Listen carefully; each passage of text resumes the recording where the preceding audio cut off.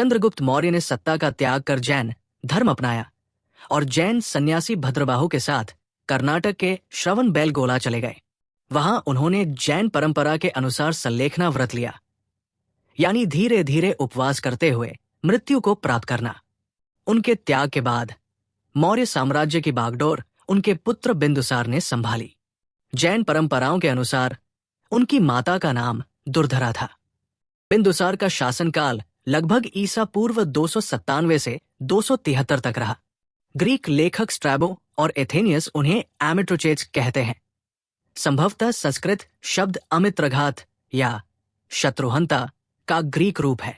उनका शासनकाल राजनीतिक स्थायित्व और प्रशासनिक निरंतरता का प्रतीक रहा।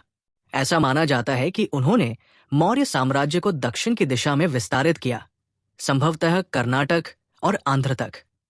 कुछ ग्रंथों में 16 जनपदों के अधीन आने की बात कही गई है, हालांकि इस पर साक्ष्य सीमित है।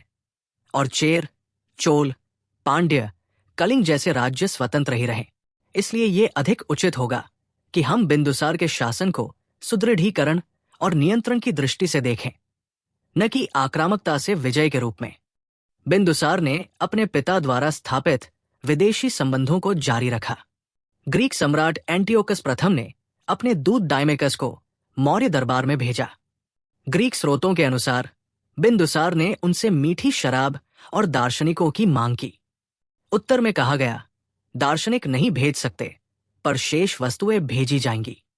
यह दर्शाता है कि मौर्य शासन राजनयिक, सांस्कृतिक और बौद्धिक संवाद के प्रति सजग था। बिंदुसार ने मौर्य प्रशासन को केंद्रित और संगठित रूप में बनाए रखा। 4 मुख्य प्रांत राजधानी पाटलिपुत्र से नियंत्रित होते रहे। कुछ बौद्ध और जैन ग्रंथों के अनुसार बिंदुसार आजीवक संप्रदाय से प्रभावित थे। बौद्ध ग्रंथों के अनुसार बिंदुसार के 101 पुत्र थे। इनमें 3 नाम प्रमुख रूप से उल्लेखित हैं। सुसीम, सबसे बड़ा पुत्र और पारंपरिक उत्तराधिकारी। अशोक, जिन्होंने आगे चलकर मौर्य साम्राज्य को शिखर पर पहुंचाया। तिष्य या विताशोक, जो पहले जैन और बाद में बौद्ध भिक्षु रहे। अशोक की माता का नाम धर्मा या सुभद्रांगी बताया गया है, जो अशोकावदान के अनुसार ब्राह्मण कुल की थी। बिंदुसार का निधन ईसा पूर्व 273 के आसपास हुआ। उनकी मृत्यु के बाद उत्तराधिकार को लेकर संघर्ष शुरू हुआ।